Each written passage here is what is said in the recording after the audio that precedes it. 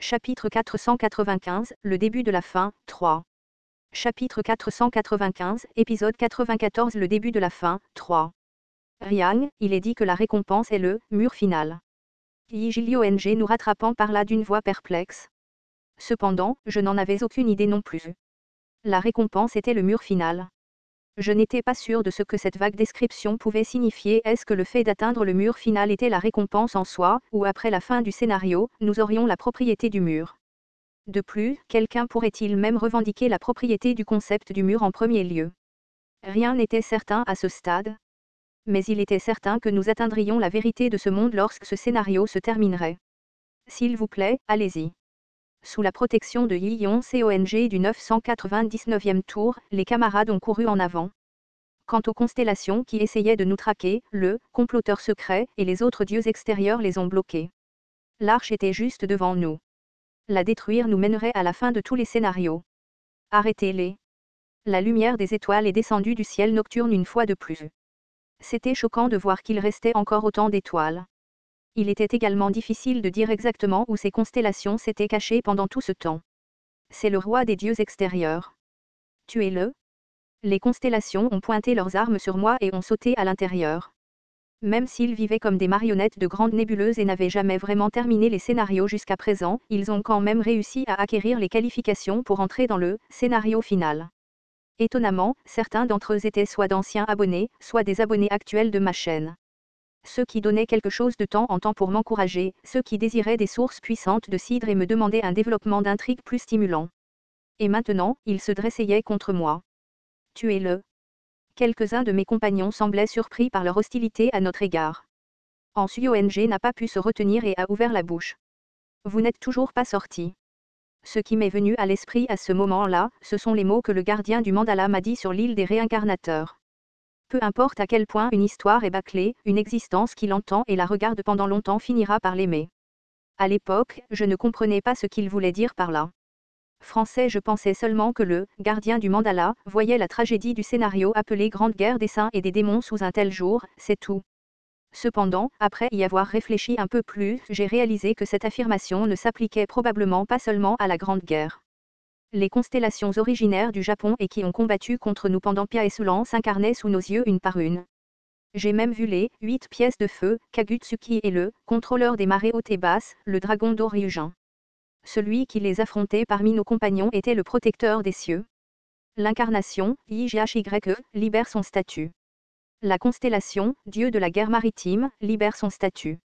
Avec la sensation d'un océan sans limite s'étendant, la scène environnante était submergée par un abondant statut. Les adversaires sont peut-être des constellations de niveau faible, mais l'actuelle Yijhye ne se laisserait jamais bousculer par eux. Cependant, elle n'a pas tiré et a plutôt regardé dans ma direction. Ah Jussi. Je savais aussi pourquoi elle hésitait comme ça. Allez. Si vous ne pouvez être d'aucune utilité, alors allez vous faire exploser. Les constellations poussaient le dos des incarnations en avant. Ces incarnations du côté japonais, les yeux vides, titubaient vers nous. Juste avant que nous puissions dégainer nos armes, quelqu'un a crié d'un endroit proche. Tout le monde, s'il vous plaît, réveillez-vous. S'il vous plaît, vous devez bien regarder contre qui vous essayez de vous battre. C'était une voix que j'ai définitivement reconnue. Aizumi est morte, et Hiroshi est également mort. Combien d'autres doivent encore mourir avant que nous nous réveillions tous? Avez-vous tous oublié la tragédie de Pia et Sulan? C'était Azukaran. L'incarnation, Azukaran, est devenue l'ennemi de l'histoire. Étonnamment, elle avait déjà choisi de se ranger de notre côté. Incarnation, la tribu, mangaka, d'Azukaran s'active. Son épée bougeait comme un stylo. Au moment où son attribut prévit, les fables non seulement de moi mais aussi des sans nom environnants commencèrent à changer. Nos fables brisées, les phrases éparses, étaient tissées en un seul morceau de séquence. Quand j'y pensais, ce n'était pas seulement Yong qui possédait des attributs de type auteur. Bien que différent à certains égards, l'attribut d'Azukaran était également assez similaire au sien à d'autres égards. S'il vous plaît, arrêtez ça. Vous savez qui sont ces gens? Vous aspiriez à ressembler davantage à ces gens, n'est-ce pas? C'était le début. Les incarnations à moitié contrôlées par leurs sponsors étaient sur le point de nous attaquer, mais elles ont ensuite commencé à laisser tomber leurs armes une par une. Avec des expressions terrifiées, ils se laissèrent tomber par terre ou crièrent de chagrin. Je ne peux pas faire ça. Je ne peux plus faire ça. Les incarnations s'agenouillèrent et marmonnèrent en se tenant la tête. Pendant ce temps, les constellations furent exposées au danger en un instant après que leurs marionnettes aient cessé d'écouter leurs ordres. Ils crièrent à la hâte. Lève-toi. Dépêche-toi. Les incarnations comprenaient très bien la douleur de leurs camarades incarnations. Ce qui veut dire qu'elle était différente des constellations qui tombaient dans les rôles de méchants après avoir joué les scénarios pendant bien trop longtemps. GHYEA. Avant même que je puisse finir, le vaisseau tortue tira ses canons. Kvaaa. Le groupe des constellations fut balayé alors que les bruits de percussion résonnaient. Certains ont réussi à tenir le coup, cependant, et sont rapidement entrés en collision avec mes compagnons. Uaa. Une faible lumière s'échappa de la coque de l'arche. Nous ne pouvions pas nous permettre de laisser plus de constellations de niveau mythe se réveiller de leur sommeil à l'intérieur du vaisseau. Heureusement, notre vitesse d'avancement n'était pas lente du tout.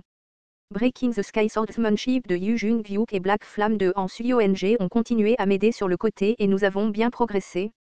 S'il y avait une chose qui me tirait l'esprit, c'était la probabilité. Tsuchuchuchu. La probabilité créée à partir des pièces données par les constellations. J'ai levé les yeux pour trouver Biu contrôlant le canal avec une grimace de douleur sur son visage. Cela ne faisait pas si longtemps qu'elle avait éclos en tant que Dokaebi, donc cela lui demandait beaucoup d'efforts d'échanger autant de pièces contre des probabilités. Les fables commencèrent à couler de ses lèvres. Nous y sommes presque. L'événement inattendu se produisit au même moment où la voix de Han Suyong résonna. Le bureau exerce son autorité pour restreindre le canal by 9158. Tsuchuchuchu. À ce moment-là, mon cœur se glaça. À l'origine, les canaux individuels appartenaient à chaque Dokaebi. Cependant, le système appelé canal était un pouvoir fondé sur la grande fable, en possession du bureau. Le bureau restreint les dons de pièces au canal by 9158. Soudain, mes mouvements devinrent lents. Il en fut de même pour mes compagnons. Français, le vent arrière qui nous poussait par l'arrière se transformait rapidement en vent de face. Au loin, j'ai aperçu les 10 grands Dokabis levant leurs mains ensemble vers le ciel. Ces fils de pute puants. Il semblait que Han Suyong avait réalisé ce qui se passait ici. Baat. Biu poussa un cri douloureux comme si elle avait été électrocutée et était tombée du ciel. Yu-San-A s'est précipité bien avant que je puisse le faire et a soigneusement attrapé la petite silhouette qui tombait. Constellation, père de la nuit riche, proteste contre l'action lâche du bureau et Constellation, reine du printemps le plus sombre, est très enragée par le traitement injuste du bureau et Constellation, juge du feu semblable à un démon, crie, ces fils de bite Dokaebi de vrai. Notre canal était en panne. Le grand Dokaebi Garant a pris la parole. Votre fable ne peut pas être autorisée. Nous ne pouvons tout simplement pas présenter une telle fable au rêve le plus ancien. Je n'ai pas réussi à la comprendre. Ils faisaient déjà partie du scénario, ils allaient donc être confrontés à une incroyable tempête de conséquences simplement en essayant d'exercer la grande fable du bureau. Orong, Noxu, nous nous souviendrons de vos sacrifices. 2 grands Dokabis s'éteignaient au milieu du ciel. Des débris de fable tombaient également de la silhouette de Garant. J'ai senti un frisson parcourir tout mon corps. Ce n'est qu'à ce moment-là que j'ai réalisé à quel point ces maudits grands Dokabis étaient déterminés. La probabilité de Starstream subit un autre changement rapide. Le nombre de sans nom inondant les environs a rapidement diminué. Leur visage, revenu à leur état d'origine grâce à la grâce de la probabilité, revenait à nouveau aux têtes des monstres. Les chiens arrivent. Avec la déclaration du comploteur secret, tous les rois du 999e tour se sont rassemblés au centre. Ceux qui avaient besoin d'épuiser une quantité démesurée de probabilité souffriraient invariablement grandement de la suspension du dos. Les chiens poursuivant l'abîme apparurent au milieu de la tempête de conséquences imminentes et commencèrent à mordre les jambes et les bras des rois. Et ça fait vraiment mal, fils de pute. Kim Nam-woon du 999e tour rugit. Pendant ce temps, Yu Jung-hyuk abattit les constellations qui se précipitaient sur nous et cria. Kim Dok-jia. J'ai levé les yeux vers le ciel. L'atmosphère là-haut était suspecte. Ce changement n'était pas aussi simple qu'une constellation de niveau mythe contrôlant la météo. Quelque chose d'incroyablement horrible que je n'avais jamais vécu auparavant était sur le point de se dérouler ici. Onsa et Osh. Merci pour tout votre travail acharné jusqu'à présent. 2 autres grands Dokabis étaient en train de s'éteindre maintenant. Les grands Dokabis essayaient de terminer leur histoire à cet endroit. Les cheveux se dressèrent sur mes bras. Je n'avais jamais ressenti de peur à ce niveau pendant que je réalisais le scénario. Oh, le rêve le plus ancien. Le ciel s'ouvrait. J'ai regardé de plus près avant de réaliser que ce n'était en fait pas le ciel, mais le mur final qui entourait l'univers entier.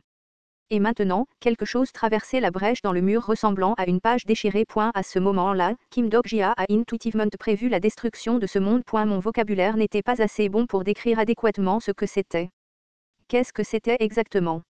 C'était comme voir un gribouillage de mauvaise qualité dessiné par un enfant et son crayon. Français, cette chose était à la fois une épée gigantesque, peut-être une lance, ou peut-être même un missile. Ce que je savais avec certitude, cependant, c'était qu'un quelque chose d'inconnu tombait dans cette direction. Chu. Pendant un bref instant, j'ai cru voir quelque chose comme la main de quelqu'un dans l'espace d'où cette masse informe était tombée. Constellation, juge du feu semblable à un démon, est. Constellation, dragon de flamme noire abyssale, est. Et maintenant, une seule chose était sûre, être touché par cela nous tuerait tout. Kim Dok-jia a libéré tout son statut. Toutes les grandes fables en ma possession ont commencé leur narration simultanément. Je regardais rapidement mes compagnons. Tout le monde, nous. Et juste après, ma vision fut teintée d'un blanc pur alors qu'une explosion massive de probabilité explosa sous nos yeux. Astérisque chu. Byung-jae regarda tranquillement les grands Dock Abyss se fondre dans le scénario un par un. Les compteurs devenaient une partie du dernier scénario. Alors qu'il se tenait là à regarder, les Dock Abyss de rang inférieur, grands et petits, se précipitèrent rapidement autour de lui. Byung-jae Nim. Que signifie exactement? Le bureau qui avait maintenu une position neutre jusqu'à présent commença à changer l'aspect entier du scénario par la force. En conséquence, la topographie du bureau changeait. Les entrepôts qui contenaient des fables tombèrent tous en panne en même temps, et ces infâmes constellations actuellement arrêtées par les forces de sécurité du bureau furent également libérées. Byung-jae fixa une certaine constellation en plein milieu de cette scène chaotique. L'idiot qui ne s'est jamais considéré comme le protagoniste. C'était la même histoire depuis le moment où ils se sont rencontrés pour la première fois. Même avec une statistique physique totalisant moins de 10, ce type ne s'est pas recroquevillé contre un Dock Aebi comme lui. Ce type, il souriait souvent pour laisser entendre qu'il avait beaucoup de marge de manœuvre, et se faisait souvent tuer par inadvertance aussi. L'idiot qui connaissait la suite de la fable encore mieux que lui-même, le conteur. Grâce à la fable de ce type, Byung-jae a pu développer sa chaîne plus rapidement que quiconque, et a pu profiter d'évaluations favorables à chaque fois qu'une évaluation de classement arrivait. Sa fable était maintenant confrontée à une fin. Quoi. Devenu un grand Dock Aebi, Byung-jae pouvait maintenant dire ce qu'était cette chose qui fendait le ciel. Cette chose venait d'au-delà du mur. C'était le fragment d'illusion incommensurable qui volait depuis l'au-delà du mur qui divisait ce monde, le mur qui était à la fois le premier et le dernier. L'arche pouvait maintenant être vue se préparer à s'envoler. Il semblait que les grands Dock Abyss restants prévoyaient de monter à bord de l'arche et de s'échapper d'ici. Pendant ce temps, cette étape serait anéantie avec la descente de ce fragment. À ce moment-là, Dock Aebi Byung-jae prit sa décision. Les grands Dock Abyss restants, rassemblés au même endroit pour effectuer la cérémonie, réalisèrent l'intention de Byung-jae et crièrent. Le premier à l'attraper fut Berem. Byung-jae. Que penses-tu faire? Byung-jae ne répondit pas et fixa le sol en dessous. Ceux qu'il avait observés jusqu'à présent étaient là-bas. Des incarnations avec lesquelles il avait envoyé son clone parler. Et maintenant, ils étaient au même endroit que lui. Byung-jae regarda ses propres mains. Ses paumes qui étaient si petites à l'époque étaient maintenant aussi grandes que celles d'un homme adulte. J'observe cette fable depuis très longtemps.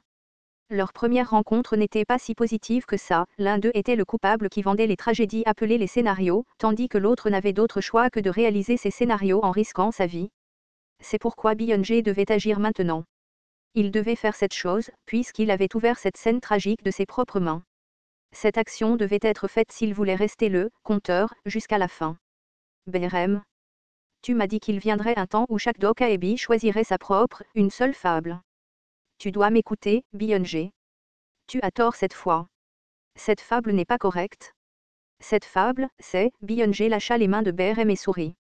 Il connaissait un gars qui souriait toujours juste avant de mourir. Il ne pouvait pas le comprendre avant, mais maintenant il pensait pouvoir le comprendre. Ce type devait ressentir la même chose. Il est probable que j'ai fini par aimer cette histoire. Byung-jae a ensuite libéré son propre statut envers les grands Dock Abyss du bureau. Pugurguk. La corne de Garant, travaillant comme représentant des grands Dock Abyss et abusant des pouvoirs d'interférence du bureau, s'est brisée. La probabilité contrôlée par le bureau s'est dispersée en un instant et un effet d'entraînement s'est soudainement produit. Cette tempête de conséquences est revenue à Byung-jae dans son intégralité. Il s'est retourné pour partir tout en vomissant sa fable qui a été changée en une couleur noire. Byung-jae. Tu oses. Plus précisément, il s'est tenu sur le chemin du fragment d'illusion tombant vers le sol. Toutes les fables qu'il avait enregistrées jusqu'à présent se sont mises à pleurer. Chaque constellation regardant ce compteur ajouta sa propre probabilité à son action.